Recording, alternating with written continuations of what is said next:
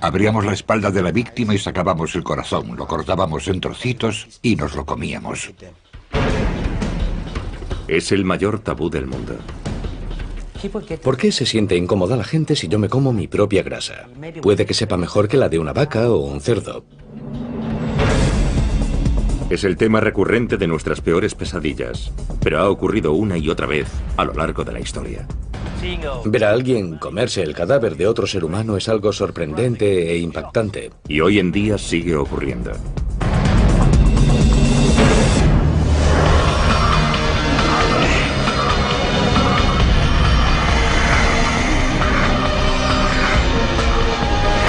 Extraños rituales. Caníbales.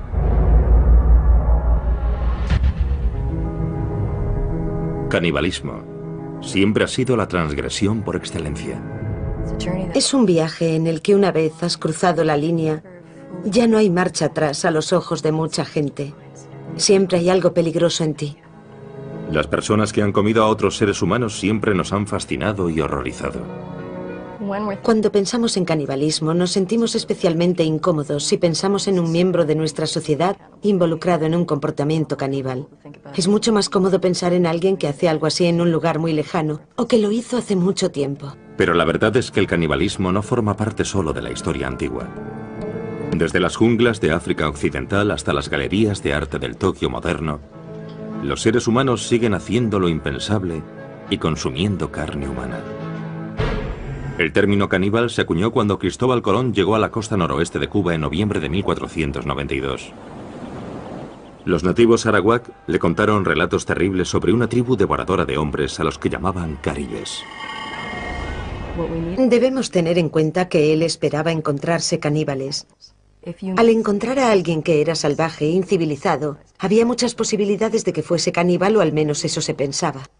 Aunque los historiadores posteriores pusieron en duda la veracidad de esos relatos, la palabra caribe fue modificada por los españoles en canib y posteriormente en caníbal, y pronto se convirtió en el término habitual para designar a quienes se alimentan de carne humana. 3 décadas después de Colón, el conquistador español Hernán Cortés llegó a Tenochtitlán, el centro del imperio azteca. Y lo que vio allí en el templo de la Gran Pirámide pronto se convirtió en materia de leyenda.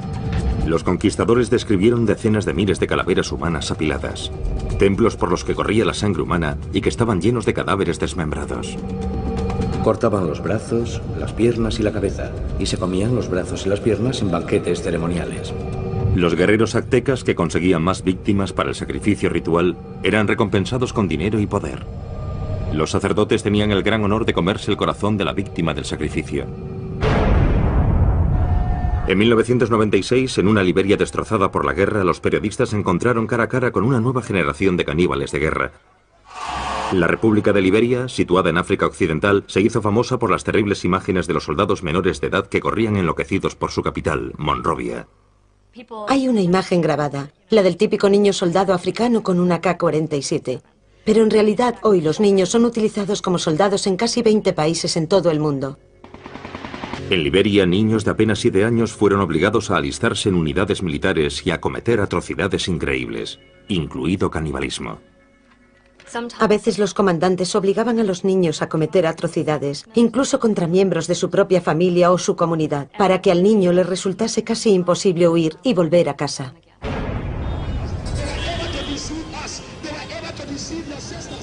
Joshua Bly era uno de los señores de la guerra más famosos de Liberia. Presume de ser responsable personalmente de la muerte de más de 20.000 hombres, mujeres y niños. Él y sus seguidores además practicaron el canibalismo. Creían que comer corazones humanos les hacía invencibles. Si me disparas no pasará nada. Si un hombre se pone ante mí con un lanzagranadas, yo me quedo allí y digo, vuelve al lanzador. Solo con un dedo, sin protección, nada. Y cuando digo vuelve al lanzador, la granada da la vuelta. Yo sabía que nada podía matarme, esa era mi idea. Unámonos en nombre de Jesús, que Dios os bendiga. Joshua Bly ahora dirige un centro de rehabilitación para ex niños soldado, muchos de los cuales lucharon con él. Durante la guerra, Joshua era conocido como el general trasero desnudo, porque estaba tan seguro de que era invencible que entraba en combate ataviado simplemente con un par de botas. Luchaba desnudo porque nuestra tradición me había concedido poderes. Según las tradiciones ancestrales de su tribu, Joshua fue elegido para ser ordenado sacerdote por el dios de su tribu, Niambe Agüe. Tenía 11 años. Mi padre me llamó. Me cogió en sus brazos y lloró, lloró y lloró. Le pregunté qué le pasaba y me contestó: hijo mío, has nacido para este propósito. Has nacido para ser el sacerdote tradicional de esta tribu. Así que han venido a por ti. De repente, oí ruidos, oí guerreros, oí por toda la casa. Hubo bailes y gritos. Los ancianos de la aldea llevaron a Joshua hasta una enorme roca en la que vivía su dios Niambe Agüe. Me quedé de pie ante aquella roca 3 días y 3 noches. Vi literalmente cómo la roca ascendía.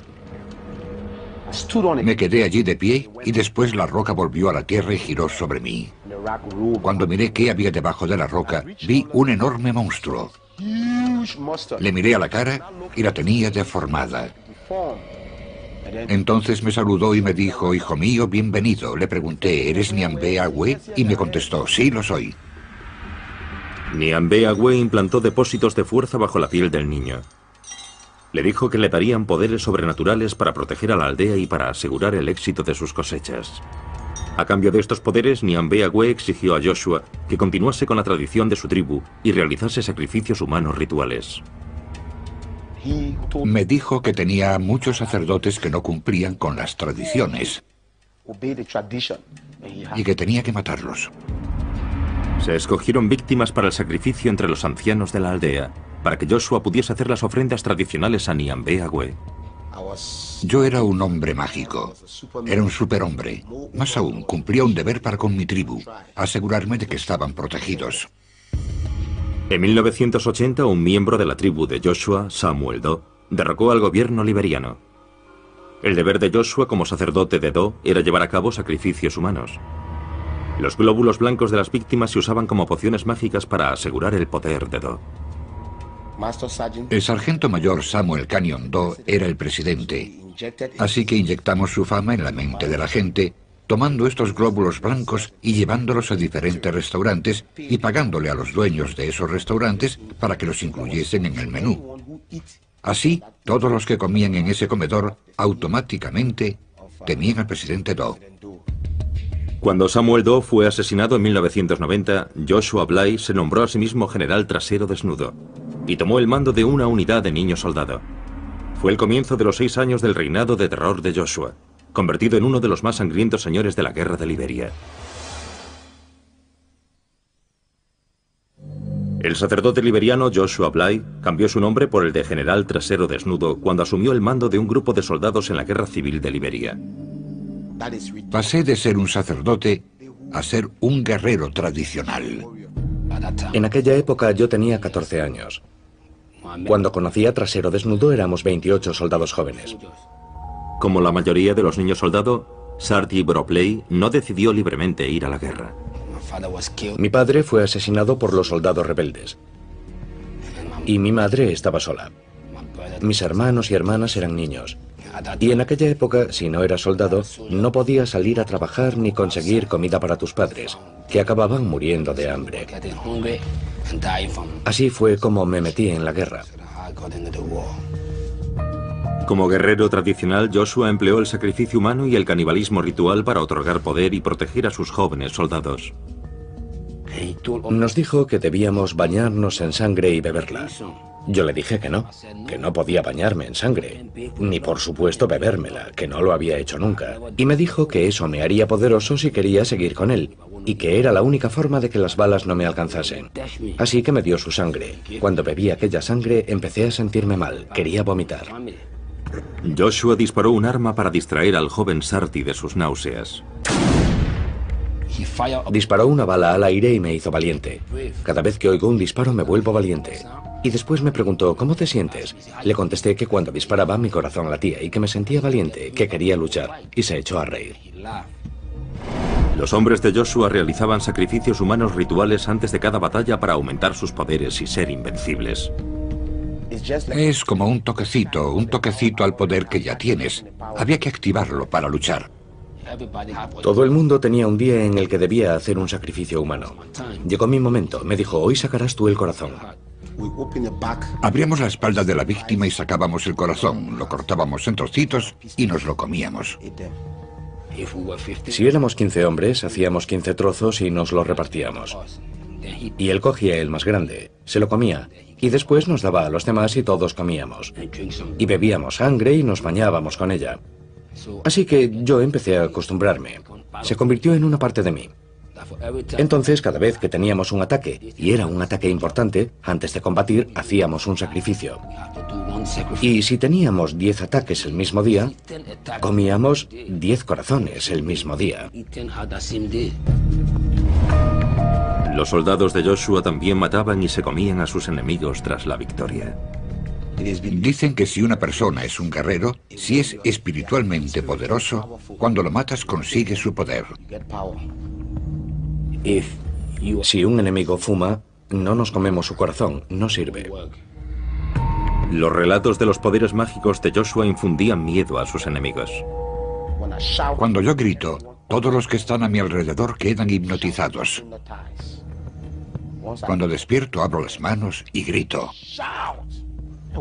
Nos dispersamos porque era muy poderoso.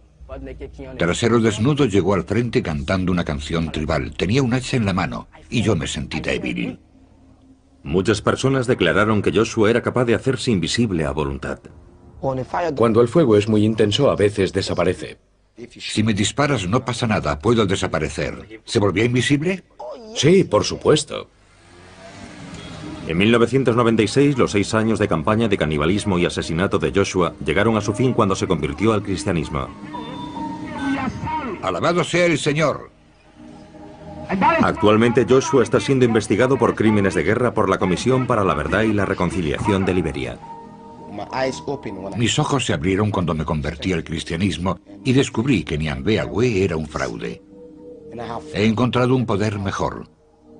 Y ese poder es el nombre de Jesús. Y ese poder está en la sangre de Jesús.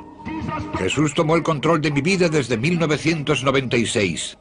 Les dije a los otros, mirad, yo era uno de los vuestros y he encontrado un poder mejor.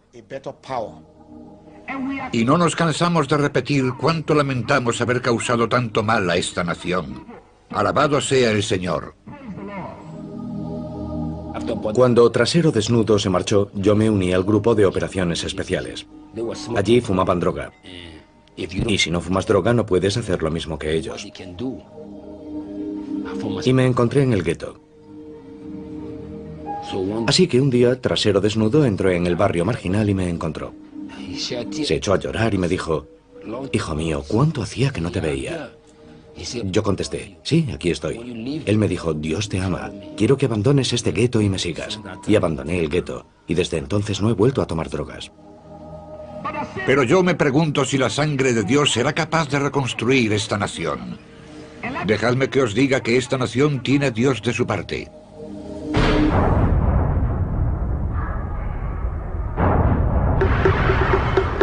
A lo largo de la historia, el canibalismo y la religión a menudo han ido de la mano. En las islas Trobriand, las familias comían a sus seres queridos fallecidos en señal de respeto.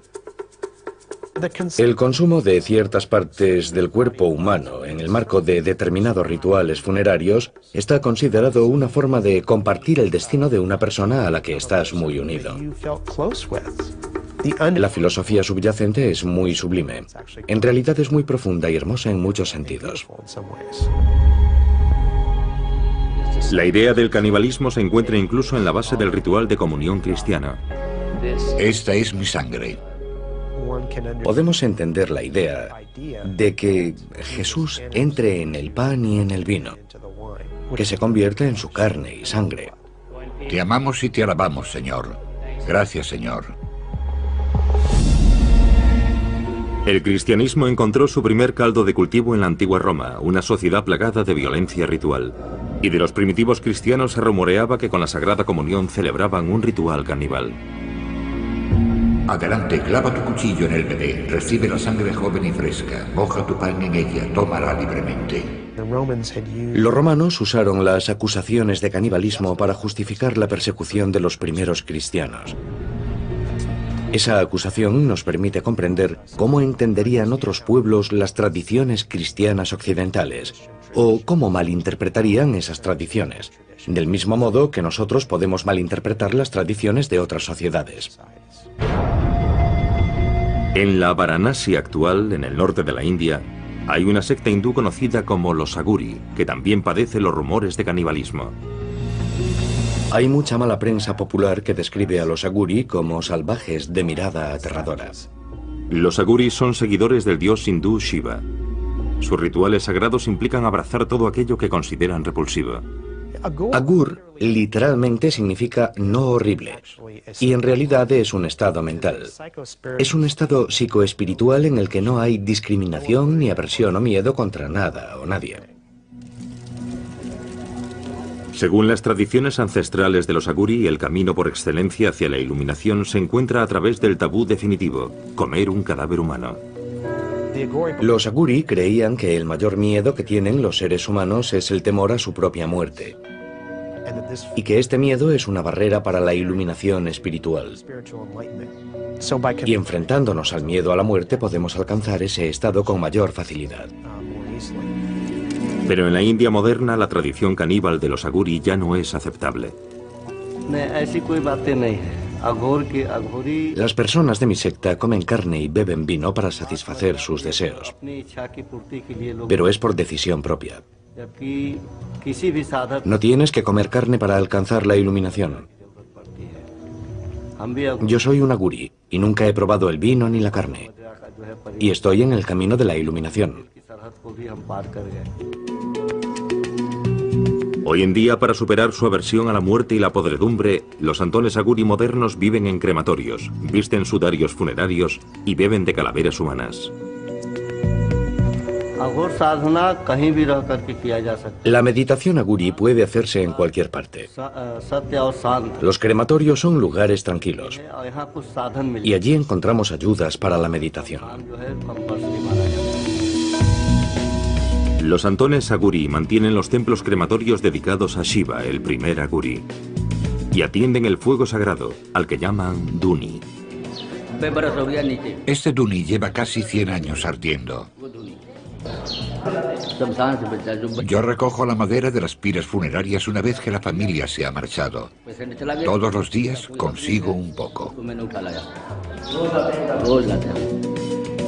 El Duni es el último eslabón que vincula a los Aguri modernos con su pasado caníbal. En un ritual de canibalismo simbólico, los santones cocinan sus alimentos en las ascuas calientes que han dejado las piras funerarias. Cocinamos en el Duni y nos comemos esos alimentos. El Duni ayuda a los santos y a los sadhus a tener una voluntad fuerte y les confiere una especie de poder espiritual. Los devotos hindúes creen que el contacto de los Aguri con las cenizas humanas les da el poder de sanar. Cuando alguien quiere curarse, toma las cenizas del Duni y las aplica a la zona en la que tienen el problema, como harían con cualquier medicina, y las ingieren. Y también se las llevan a casa y las usan ritualmente. A la mayoría de los Aguri actuales, la antigua tradición de comer carne humana les produce tanto horror como a un cristiano moderno.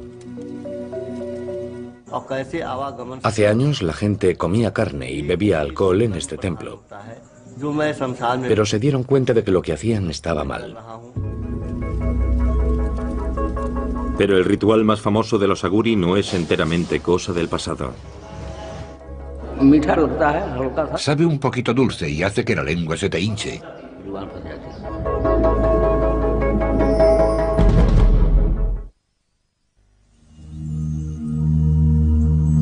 En el pasado, una antigua secta hindú conocida como los Aguri seguía una tradición de canibalismo como camino hacia la iluminación espiritual. Aunque la mayoría de los Aguri ya no practican este rito, el cineasta Sandeep Singh contactó con un santón que está a punto de llevar a cabo el ritual más sagrado de la secta y de consumir carne humana. Es un ritual secreto que se hace en aislamiento, porque en la India el canibalismo está prohibido. La gente no lo aceptaría. Sandip contactó con un grupo de monjes tradicionales aguri que viven en las afueras de Varanasi e intentó convencerlos para que le permitiesen grabar sus rituales secretos. Cuando hice mi película sobre los aguri, la secta más polémica de santones indios, por pura curiosidad, fue muy duro. Tardé casi un año en convencer a los aguri y otro año en encontrar a un aguri que fuese a practicar el canibalismo. Según la tradición ancestral aguri, solo es necesario consumir carne de un cadáver 1 o 2 veces en la vida como acto de purificación extrema. El santón de Sandip vivía a orillas del Ganges, río abajo desde Varanasi, la ciudad más sagrada para los hindúes. Dicen que el señor Shiva separó a Kashi, Varanasi, del cosmos. Por eso, si alguien muere en Kashi, se librará de la carga de sus pecados y obtendrá el moksha, que se podía traducir como la liberación, la salvación. Los hindúes acuden desde todos los rincones del mundo hasta Varanasi para incinerar a sus seres queridos a orillas del río sagrado. Primero el cadáver se sumerge en el sagrado Ganges para purificarlo, después se hace la pira con madera. A continuación se coloca el cuerpo sobre la pira. Después el cuerpo se convierte en cenizas y las cenizas son ofrecidas al Ganges. Ser quemado aquí y que sus cenizas sean arrojadas al Ganges es el mejor final que un hindú puede desear para su vida. Pero no todos los cadáveres se creman. Hay 5 tipos de personas que no se queman una vez que han muerto. Son los santones, las mujeres solteras, las mujeres embarazadas, los niños pequeños y personas que han muerto por la mordedura de una serpiente o de lepra. No han tenido una vida completa, así que no se queman. No son ofrecidos al fuego, sino que son entregados al Ganges como ofrenda. Los monjes aguri de Sandip esperaron día tras día a orillas del Ganges a que apareciese uno de esos cadáveres. Esperamos 3 meses y medio, 90 días, a que los aguri encontrasen un cadáver. Encontraron un cadáver flotando en el Ganges y lo sacaron del río. Y lo llevaron al lugar en el que rezan sus oraciones. Primero le ofreció flores al cadáver. Después lo lavó con agua del Ganges. Después se sentó sobre el cadáver para meditar. Y por último, cortó una parte del cadáver, de la zona del brazo, y empezó a comer.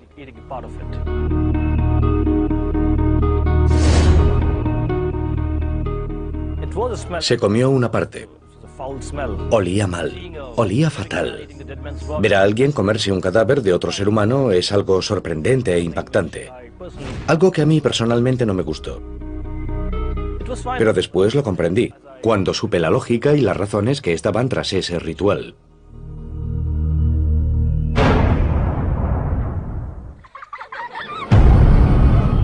El miedo a ser comido es algo que casi todos los niños conocen.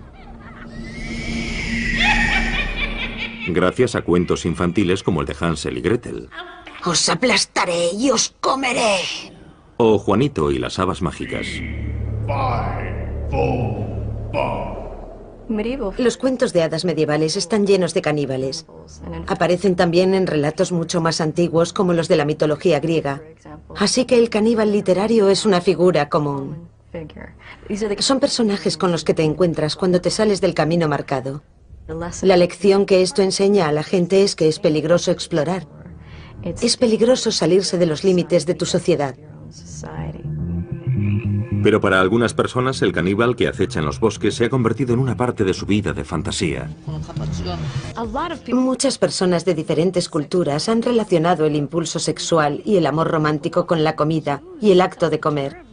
Los enamorados suelen usar términos relacionados con el apetito como quiero comerte, estás buenísimo o te comería enterito.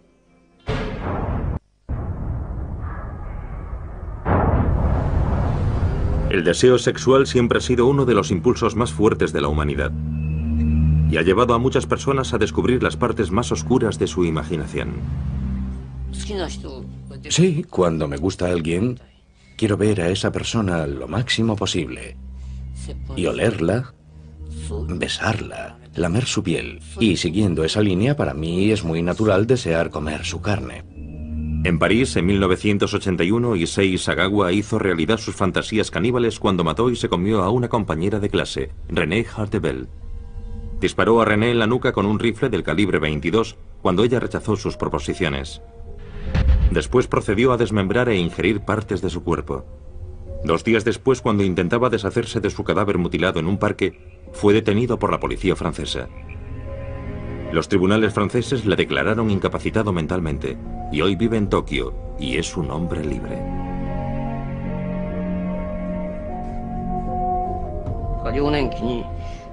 En mi infancia tuve una pesadilla.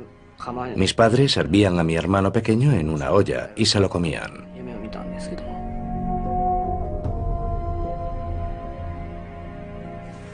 Mis padres y mi hermano son gente normal, así que todavía no entiendo por qué yo soy el único que tenía esa extraña obsesión con el canibalismo. No lo entiendo. Y me gustaría averiguarlo antes de morir. Como había matado a una chica y me la había comido, creía que nunca podría volver a salir con nadie. Pero la primera carta que recibí en la cárcel francesa fue de una alumna de un instituto japonés. La segunda carta fue de una mujer francesa de unos 30 años que me decía que yo era una víctima de una sociedad dominada por los hombres. Me sorprendió.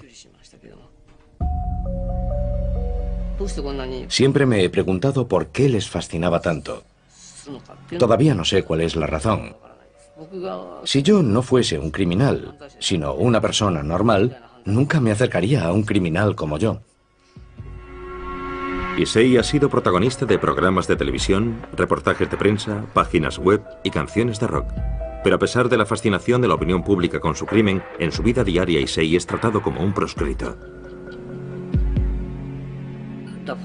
Incluso en mi propio barrio, cuando la gente se entera de quién soy, me ignoran completamente si los saludo por la calle. Es un odio total.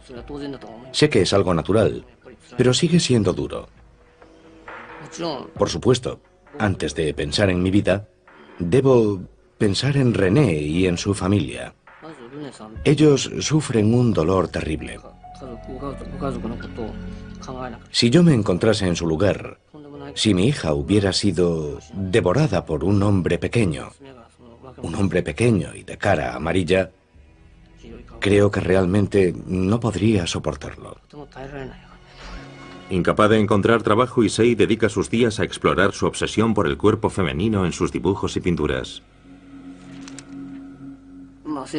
Desde muy joven, siempre me he sentido atraído por las mujeres occidentales. Y todo comenzó con Grace Kelly. Empecé a comer por las nalgas, así que estoy obsesionado con las nalgas. Vi una foto como esta y no pude resistirme a dibujarla. Prefiero las nalgas a los pechos, pero estos me parecieron bonitos, así que los dibujé. A la hora de comer, los pechos son todo grasa y realmente no son comestibles. Esta es la señorita Aya Ueto. Es muy popular últimamente. No solo quiero comérmela, sino que creo que es una actriz con muchísimo talento. Y todavía es joven. Más de 20 años después de que su crimen conmoviese al mundo, Issei se ha hecho famoso entre un público completamente nuevo, a través de una exposición en una galería de arte. Este es un momento feliz. Toda esta gente es muy joven y además hay mujeres guapas. El caníbal Issei Sagawa es rechazado por la mayoría de la sociedad japonesa. Pero esta noche su fama le ha permitido escapar momentáneamente de su aislamiento. Una pequeña exposición en una galería de arte local. Yo tenía 20 años cuando leí el famoso libro Cartas de Sagawa. Sinceramente no sabía nada más sobre él. No tenía ni idea de a qué se había dedicado desde entonces. No sabía que pintaba. Están todas desnudas. No debería enseñárselos a mujeres. Son maravillosos. Le he hecho algunas preguntas y su forma de hablar es encantadora. En cierta medida he quedado satisfecha. El incidente me tocó muy de cerca. Yo no quería comerme a nadie, pero tengo secretos que no puedo contarle a nadie. Y estoy de acuerdo con él en que todos queremos compartir esos secretos. Esas partes que ha dibujado son partes blandas del cuerpo humano. Estoy seguro de que esa es su obsesión y por eso las ha dibujado. Estos cuerpos a mí me parecen japoneses, pero esa cara es occidental. Me pregunto, ¿qué es lo que le gustará ahora? Este es un momento feliz. Vivo solo, pero toda esta gente es muy joven. Y además hay mujeres muy guapas. Es muy divertido. Esto me recuerda las ganas que tenía de divertirme así. Cuando estás solo no haces más que pensar. Vivir solo me vuelve loco, aunque ya estoy loco, la verdad. Pero ahí fuera hace frío y estoy solo.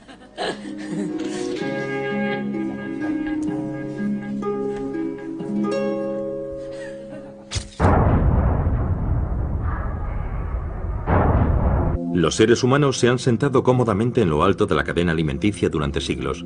Así que es natural que uno de los mayores tabúes que rodean al canibalismo sea nuestro miedo a convertirnos en una fuente de alimento. Si llegásemos a considerarnos carne, comida, acabaríamos con la idea de que somos especiales. Y eso chocaría con cualquier noción de lo que significa ser humano. Desde el siglo XIV, cuando los marineros náufragos echaban a suertes quién sería el primero en servir de alimento, hasta el accidente aéreo de 1972 en los Andes, circunstancias extremas a lo largo de la historia han obligado a diferentes personas a superar el mayor tabú de todos y a ver al prójimo como comida. Este tipo de situaciones llega al corazón de las personas cuando se enteran de ellas, porque hay un miedo primario a dos cosas. Una, a encontrarse en una situación en la que tienes tanta hambre que no te queda otra alternativa que comerte a alguien que conoces. Y dos, a que te coman. Desde el asedio de Jerusalén en el año 70 después de Cristo al sitio de Leningrado durante la Segunda Guerra Mundial, las poblaciones hambrientas se han visto obligadas a alimentarse de los muertos y de los vivos. En Leningrado, los cadáveres abandonados eran convertidos en carne para consumo, y los niños desaparecían misteriosamente. Al final, la policía se vio obligada a formar una división dedicada únicamente a perseguir casos de canibalismo. Los asesinos cumplen su condena y vuelven a la sociedad. El canibalismo es diferente porque es la transgresión de una regla social profundamente arraigada. Es algo con lo que las personas se sienten permanentemente incómodas. En la década de 1840, en el oeste americano, el famoso grupo de inmigrantes conocido como Donner Party recurrió al canibalismo al quedar atrapado en la nieve, en las montañas de Sierra Nevada. Cuando James Reed llegó con el grupo de rescate, le horrorizó lo que vio. Sus camaradas supervivientes, rodeados por los restos de su atroz festín, parecían más demonios que seres humanos. Estos inmigrantes atrapados en la nieve intentaron por todos los medios evitar canibalizar a sus muertos. Estas personas hambrientas llegaron a describir cómo comían en platos de porcelana y usaban cuchillos y tenedores para mantener cierta apariencia de civilización. La gente está más cómoda si ve a los caníbales como salvajes, porque nadie quiere pensar que sería capaz de entregarse a ese tipo de comportamiento.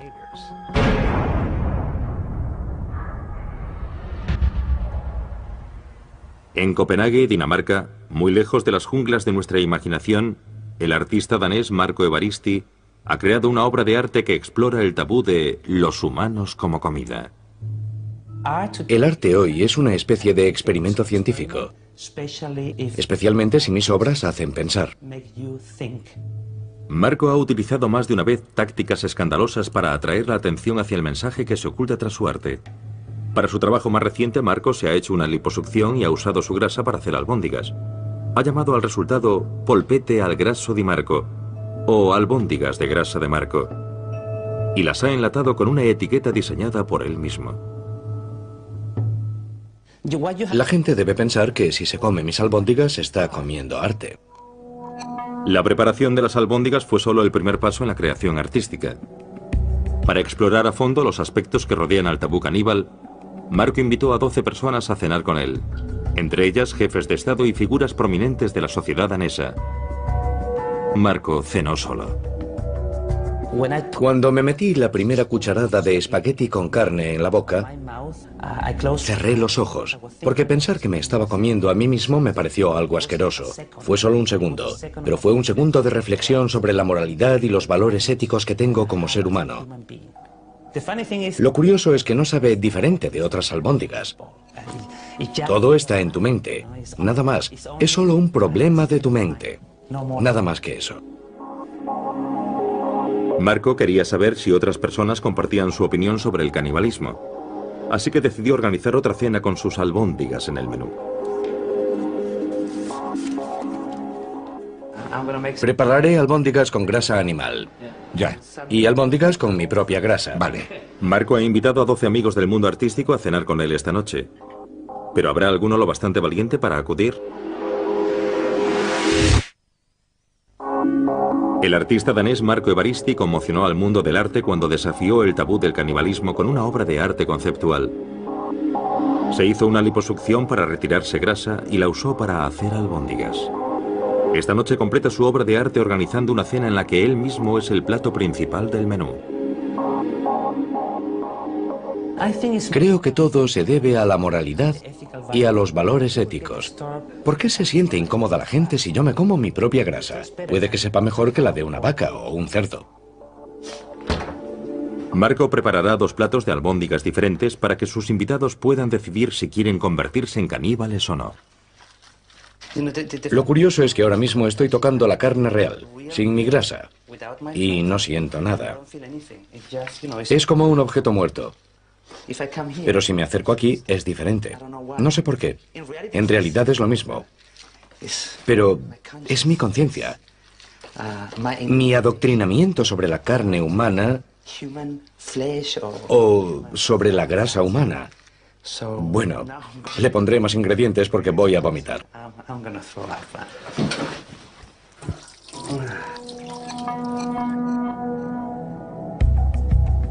Marco ha invitado a 12 amigos del mundo del arte a tomar parte en su experimento sobre el canibalismo.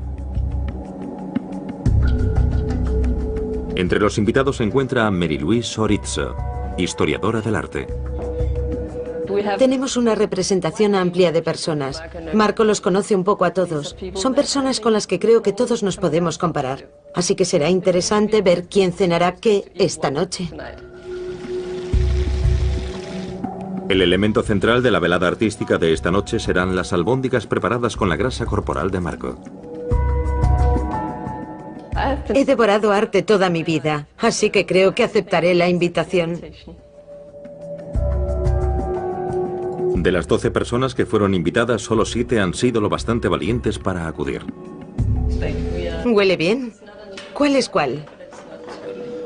Vale, estas llevan mi grasa y las grandes son albóndigas normales, ¿vale?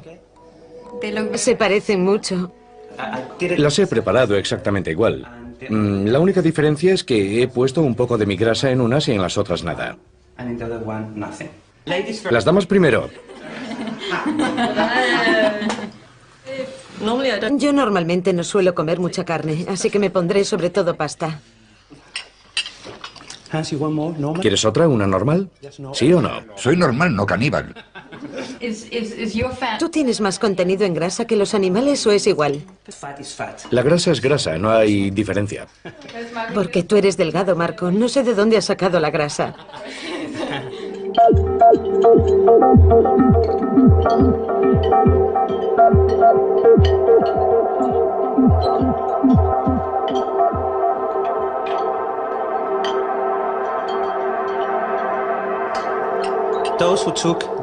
Los que habéis tomado albóndigas con mi grasa deberíais probar una de las otras e intentar explicar la diferencia que hay entre ellas. Creo que es un buen experimento. ¿Notáis la diferencia? ¿Sí? Yo no. Yo creo que esta tiene más sabor que la otra. Tal vez es porque fumas. Al final, solo 4 de los amigos de Marco decidieron convertirse en caníbales. Sabe diferente. Seguro. Si piensas en todo lo que comes cada día, vacas, cerdos y pollos, no puede ser tan horrible.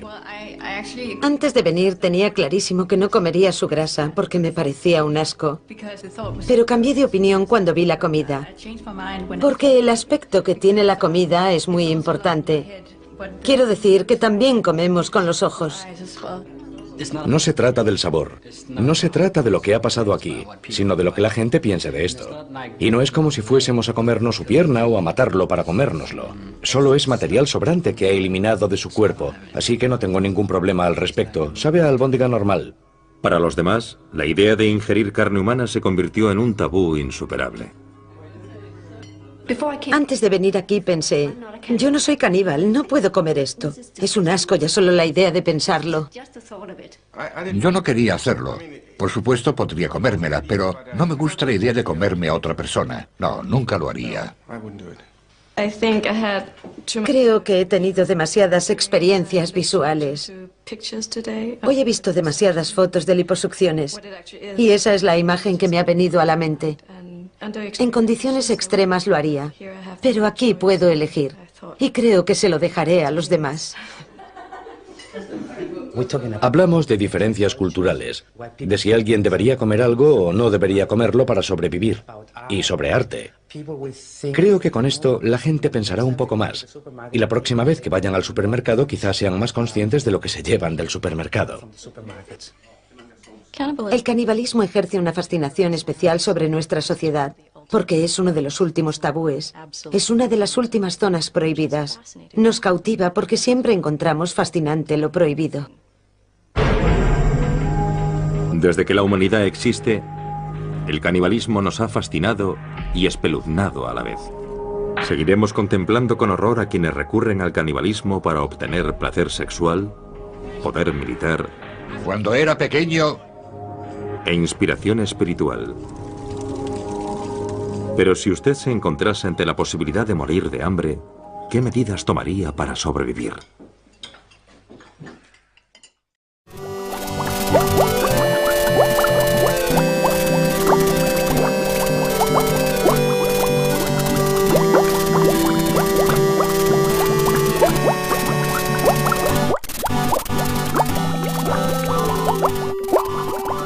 Desmembrados. Cortaban los brazos, las piernas y la cabeza, y se comían los brazos y las piernas en banquetes ceremoniales. Los guerreros aztecas que conseguían más víctimas para el sacrificio ritual eran recompensados con dinero y poder. Los sacerdotes tenían el gran honor de comerse el corazón de la víctima del sacrificio. En 1996, en una Liberia destrozada por la guerra, los periodistas se encontraron cara a cara con una nueva generación de caníbales de guerra. La República de Liberia, situada en África Occidental, se hizo famosa por las terribles imágenes de los soldados menores de edad que corrían enloquecidos por su capital, Monrovia. Hay una imagen grabada, la del típico niño soldado africano con una AK-47. Pero en realidad hoy los niños son utilizados como soldados en casi 20 países en todo el mundo. En Liberia, niños de apenas 7 años fueron obligados a alistarse en unidades militares y a cometer atrocidades increíbles, incluido canibalismo. A veces los comandantes obligaban a los niños a cometer atrocidades, incluso contra miembros de su propia familia o su comunidad, para que al niño le resultase casi imposible huir y volver a casa.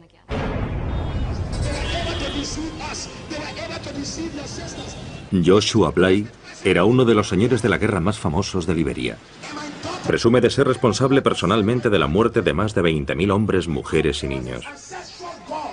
Aníbal. Es mucho más cómodo pensar en alguien que hace algo así en un lugar muy lejano, o que lo hizo hace mucho tiempo. Pero la verdad es que el canibalismo no forma parte solo de la historia antigua. Desde las junglas de África Occidental hasta las galerías de arte del Tokio moderno, los seres humanos siguen haciendo lo impensable y consumiendo carne humana. El término caníbal se acuñó cuando Cristóbal Colón llegó a la costa noroeste de Cuba en noviembre de 1492. Los nativos arawak le contaron relatos terribles sobre una tribu devoradora de hombres a los que llamaban caribes. Debemos tener en cuenta que él esperaba encontrarse caníbales. Al encontrar a alguien que era salvaje e incivilizado, había muchas posibilidades de que fuese caníbal, o al menos eso se pensaba. Aunque los historiadores posteriores pusieron en duda la veracidad de esos relatos, la palabra caribe fue modificada por los españoles en canib y posteriormente en caníbal, y pronto se convirtió en el término habitual para designar a quienes se alimentan de carne humana. 3 décadas después de Colón, el conquistador español Hernán Cortés llegó a Tenochtitlán, el centro del imperio azteca. Y lo que vio allí en el templo de la Gran Pirámide pronto se convirtió en materia de leyenda.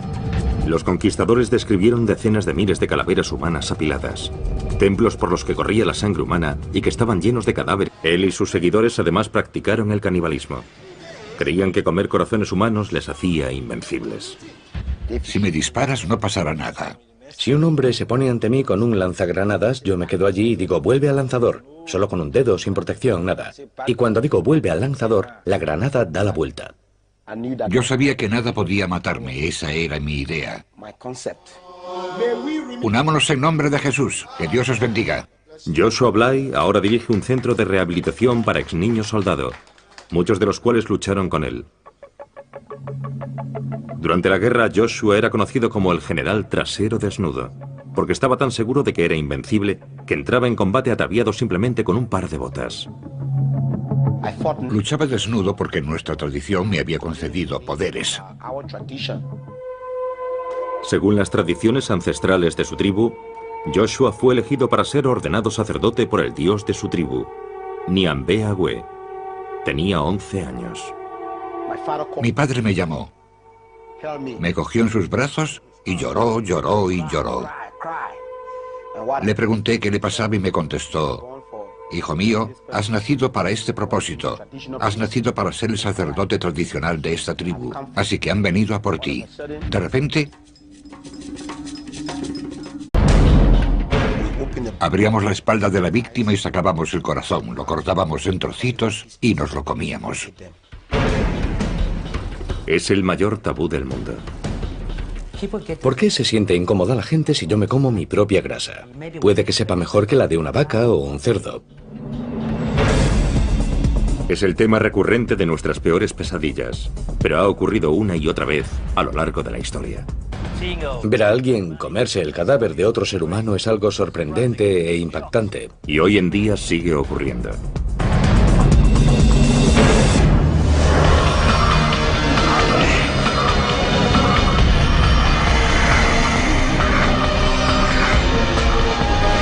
Extraños rituales. Caníbales.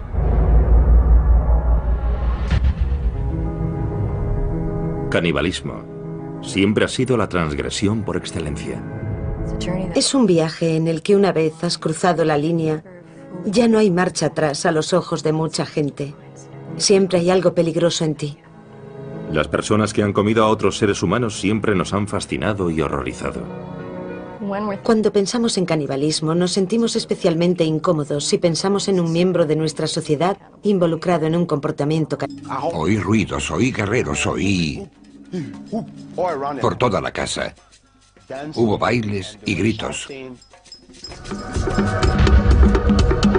Los ancianos de la aldea llevaron a Joshua hasta una enorme roca en la que vivía su dios Niambe-Agüe.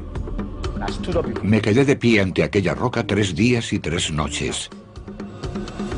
Vi literalmente cómo la roca ascendía. Me quedé allí de pie y después la roca volvió a la tierra y giró sobre mí. Cuando miré qué había debajo de la roca, vi un enorme monstruo. Le miré a la cara y la tenía deformada. Entonces me saludó y me dijo: hijo mío, bienvenido. Le pregunté: ¿eres Niambe-Agüe? Y me contestó: sí, lo soy. Niambe-Agüe implantó depósitos de fuerza bajo la piel del niño. Le dijo que le darían poderes sobrenaturales para proteger a la aldea y para asegurar el éxito de sus cosechas. A cambio de estos poderes, Niambe-Agüe exigió a Joshua que continuase con la tradición de su tribu y realizase sacrificios humanos rituales. Me dijo que tenía muchos sacerdotes que no cumplían con las tradiciones y que tenía que matarlos. Se escogieron víctimas para el sacrificio entre los ancianos de la aldea, para que Joshua pudiese hacer las ofrendas tradicionales a Niambe-Agüe.